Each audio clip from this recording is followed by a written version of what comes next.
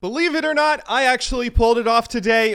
I am now a Master Tier player. I am up to Master Tier, finished the grind from Diamond to Master, and you can see currently I am ranked 99th on the ladder up in Master Tier. 99 because I'm GB 99.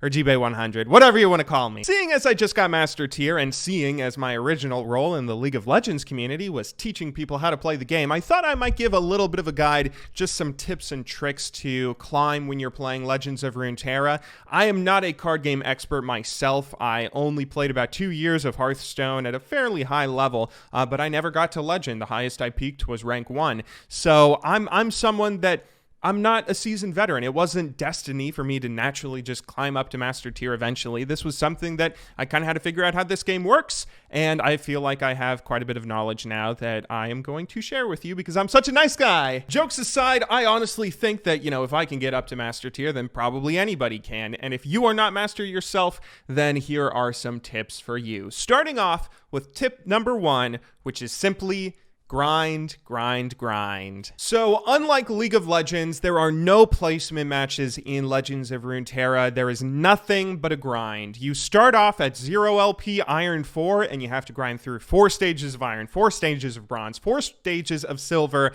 Gold, Platinum, Diamond, and then you will get up to Master Tier. And so naturally, you're going to have to play a lot of games, and you are going to have to win a lot more than you lose. Now, obviously, this is just how the game works for everybody, and it kind of, it's like, why am I even talking about this? Well, the reason I'm talking about this is because all of these games you should be using to learn basic card game elements. For instance, make sure you know what tempo is. Make sure you know the difference between a mid-range deck, a rush deck, and a control deck or combo deck later on in a game. You got to understand all the different card game mentalities, and it might feel like a lot to take in, all the different information and strategy about this new kind of game if you're someone that's new to card games. But you have quite a few games to get through if you're going to, if you're going to learn all this and actually climb all the way up to Master Tier. If you want, I can just give you the definition of those things I mentioned here now. Tempo is an important concept to understand because it's referring to essentially momentum. Who has momentum in a match? Who is the person that's on the aggro, who's getting to consistently put minions out on the board, fill up their board, attack their opponent, while their opponent is on their back heels trying to just deal with everything their opponent's throwing at them, compared to going forward and being aggro with their own win condition. That's kind of what tempo is. It's this momentum-based concept that's kind of important to understand because especially in some of the lower ratings, if you just gain tempo, you can probably win a game. It doesn't really matter how poorly constructed your deck is. If you have some late game cards and a nice little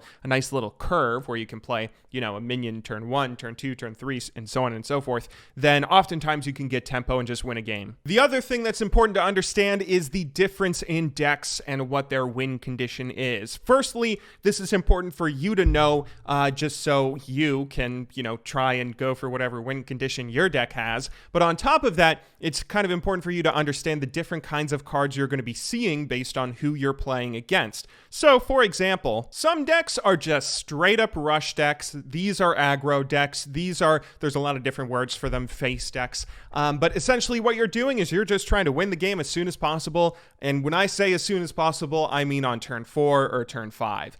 For instance, this is a pretty popular deck that you'll see on ladder quite a bit. This is like the Teemo Jinx deck where if you look at the curve, you can see you have 19 different 2-drops and 12 different 1-drops. You have a lot of different options for how you're going to be aggro, and it's important to, understand them. It's important for you to have a good understanding of how you want to win the game in 4 turns, because that's what you're trying to do. You're trying to just put as many early game minions out on the board that are attacking face, stuff like Legion Saboteur, stuff like Precious Pet, stuff like that, what's the name of the guy? The Legion Grenadier and Boom Crew Rookie, stuff that's dealing direct damage to Nexus, or you're trying to just attack as often as possible and win the game as fast as possible. That's what an aggro deck is, and if you see one on ladder, be prepared for them to go face. The second kind of deck there is a mid-range deck, and this is a very popular mid-range deck that has been popular for an extremely long period of time. I find it kind of boring, this deck in particular, which is why I named it I Sleep,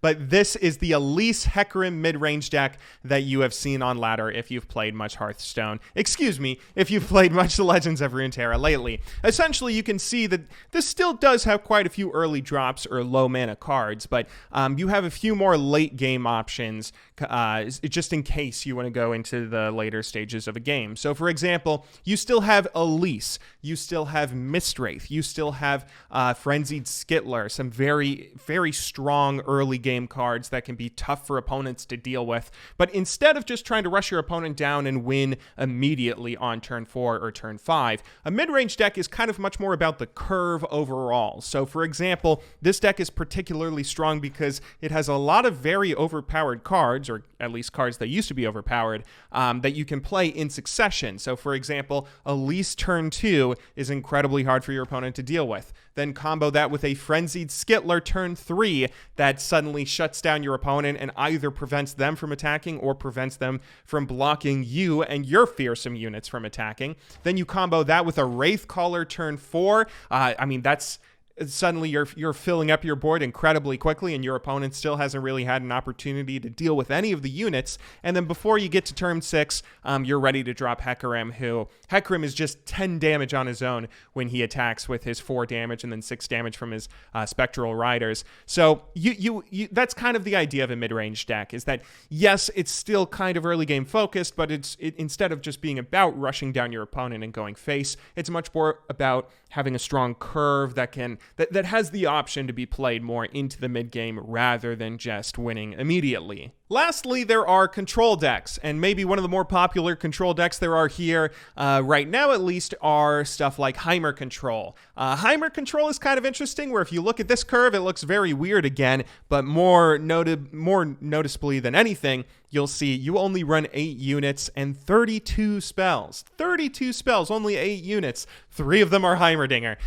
So the reason that this deck is so good is because control decks are kind of the opposite of the other two kinds of decks, where here what you're trying to do is just make it to the later stages of the game. If you make it to turn 10, you basically win, unless you're against another control deck. What you're trying to do is use various cards like Mystic Shot to clear your opponent's board, use cards like Get Excited, use stuff like Thermogenic Beam. Anytime your opponent drops down a minion, you should be using a spell to get rid of that minion, and then by the time you get to the later stages of the game, you'll be able to drop Heimerdinger, and then you'll have those 3-cost spells that you can use in succession to keep on producing turrets, and then you gain a lot of tempo through doing that. So your opponent might just be trying to clear your turrets or place down their own minions to deal with them, where you can then use spells that will clear their board while also creating more turrets for you to place down. That gives you quite a bit of tempo. So that's kind of the idea of a late game control deck, is you're trying to get to the later stages of the game and set up some sort of win condition that is typically kind of impossible to beat if you're playing against a mid-range or rush deck that has not gotten to a point where they've won the game before you hit your late game scaling. So that's kind of the different kinds of decks. Now, one of the more important parts of playing card games is not only knowing your own deck and your own win condition, but knowing what your opponent is doing and what their win condition is so you can play around it. It's kind of important to know whatever the most popular decks are, what are the cards those decks are playing. So for example, one thing I've seen a fair bit of is this Fiora. This Fiora deck that is an Ionia and Demacia deck. Essentially what this deck seems to be trying to do is set up a win condition of Fiora. Fiora is this weird card where when she gets, when she kills a total of 4 things, you win the game. And so this deck is kind of based around the idea of buffing her in various different ways, denying any spells that are thrown to try and stop this from happening, and so on and so forth. It's something that's kind of annoying at points if you're playing against it. But one thing you need to be very careful of is the card Judgment. This, of course, is the card that a battling ally will strike all battling enemies. That means if someone who is playing a Fiora deck puts Fiora down as well as, let's say, Karma, maybe Brightsteel Protector and Shadow Assassin, and they're attacking with all of them, you might try and set up and say, all right, I'm going to defend all these guys from hitting me in my Nexus. I put up a bunch of minions to block, but then it might turn out that my opponent has 8 mana. Maybe I don't have any mana or don't have a deny, and he uses Judgment on Fiora. Even if Fiora had 0 stacks, she would win the game.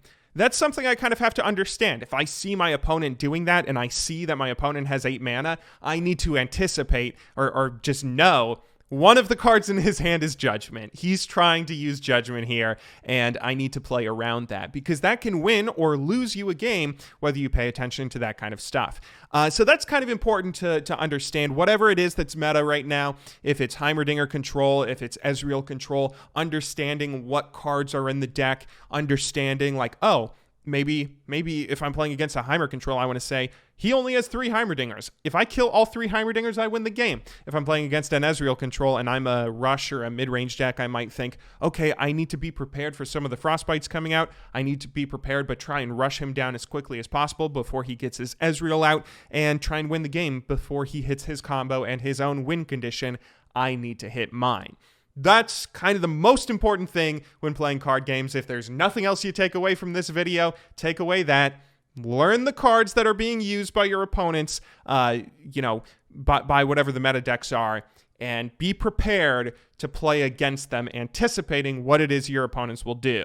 Anyway, though, now comes the fun part, grinding out games and trying to win. So here, I would suggest when you're going for a grind and trying to climb in rating, I would say try and just play 2 to 3 decks, and when you're playing a deck, play a deck for a long period of time. Don't get discouraged by losses, and make sure you're improving with that deck before you move on to another one or change it up a little bit. Because you need to expect that you're going to get bad luck sometimes and you're going to lose sometimes, especially if you're playing certain decks. For instance, if you are playing the Jinx Teemo Rush deck that's pretty popular right now, you're going to lose a lot of your games. Every game is going to be really short, firstly. You're going to end on turn 4, turn 5, or turn 6 because you will either have won the game by then, or if you haven't won, you'll probably lose because you haven't won the game by then. So it's kind of important for you to understand that, yes, I'm going to lose a lot of games by playing this deck, but I'm trying to get a 55% win ratio. I'm trying to get a 60% win ratio. And if I can get that win ratio, then it doesn't matter however many games I lose. I'm going to be playing enough games that I'll still climb relatively quickly. You contrast that with something like a control deck. Like we just showed this Masters Elnuk, or this Master Tier rated Ezreal Elnuk deck.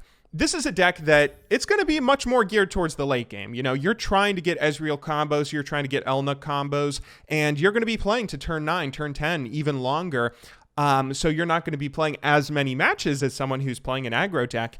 That means you have to get a higher win rate. If you want to climb as quickly, that means you have to get an 80% win rate, a 90% win rate. That's kind of how control decks work, is that they're trying to lengthen games, and you won't be playing as many matches in a time frame, but in theory, if you're good with them, you'll be getting higher win rates, and that's kind of how you have to play around that. Personally speaking, I didn't really play much control decks on my own grind. When I was grinding, I found that control decks just aren't my play style. I am someone that does not have a lot of patience. I don't want to get to turn 15 before I end up winning a game. I want to win by turn 10, or so. So I personally played a lot of mid-range decks and a few combo decks. In particular, for a long while, I played some of the Shadow Isles decks that were being used, especially before the most recent patch. This kind of deck with the Elise and the Mistwraith and the Frenzied Skittler and Hecarim.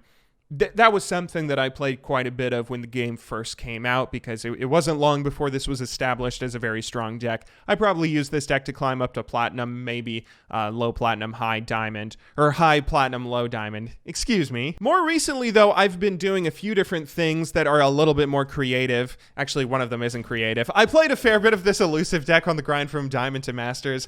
Elusives in general are still really strong, and I like this elusive deck because this is an interesting being one that if I'm playing against another aggro deck, I have the opportunity to play more for the late game. I have the opportunity to work on buffing a Kinku Lifeblade with the Jeweled Protector, which then kind of just lets me win the game no matter how aggro my opponent has been. I might be playing against something that's a little bit more control-y, though. You know, you run into a lot of control decks, and if I'm in a situation like that, I still get to be very aggro. I still get to go aggro with Navori Blade Scouts, with the Green Glade Duo, doing a cool combo of Green Glade Duo into the Kinku Wayfinder, which summons multiple minions onto the board, sometimes being those 2/1s with Elusive. That's kind of what I liked about this deck, that, you know, it had options. I like the flexibility of I could play against an extremely late-game control deck, or I could play against a mid-range or aggro deck, and no matter what I was against, I had different ways to play and try and win. But lastly, I've been playing a lot of different Vladimir decks. You can see I have 5 different Vladimir decks right now, and I've been playing them because I have fun with them, firstly. I mean, that's the biggest reason. But they're also good. And not only are they good, but they're something that's very under the radar right now. One big benefit to playing off-meta things, because you should be using off-meta stuff sometimes when you're trying to climb in rating, and the reason for it is because of what we talked about earlier.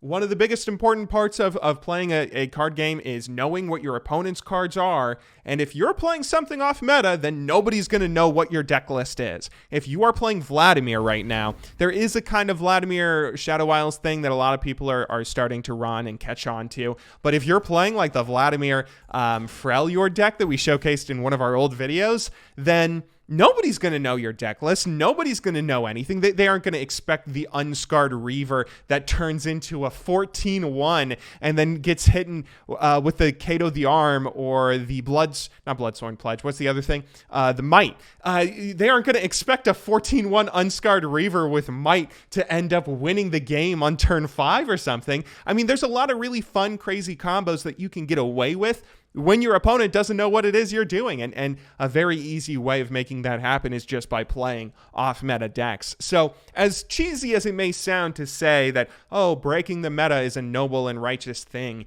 it is actually a strategy, too, for climbing when it comes to card games. I would probably say that between Platinum and Master Tier, all the games I won, I would maybe say like 65% of the games were with the mid-range elusive deck and the Hecarim elusive deck, but then like the other 35% were all various different Vladimir decks I've been trying out. So definitely don't be scared to break the meta. But anyway, that's all I have for you guys today. I hope you enjoyed watching this video, and I hope you are maybe a little bit inspired to climb a bit higher. I think that I really think that Legends of Runeterra is a fun game that I haven't had this much fun playing a game in a while. It's a very enjoyable experience for me. It's been a very enjoyable experience that it's so skill expressive. It's so deep in terms of the various different strategies and combos that you can pull off. It might be frustrating when you see everybody playing elusive on ladder, but there are so many different options for how you can play this game, and it's really, really enjoyable. So I hope you guys have been enjoying watching some of these videos, because I plan on making quite a few more. I will see you all in the next video coming out tomorrow, but until then, thank you very much for watching. Good luck in solo queue, and have a wonderful, wonderful day.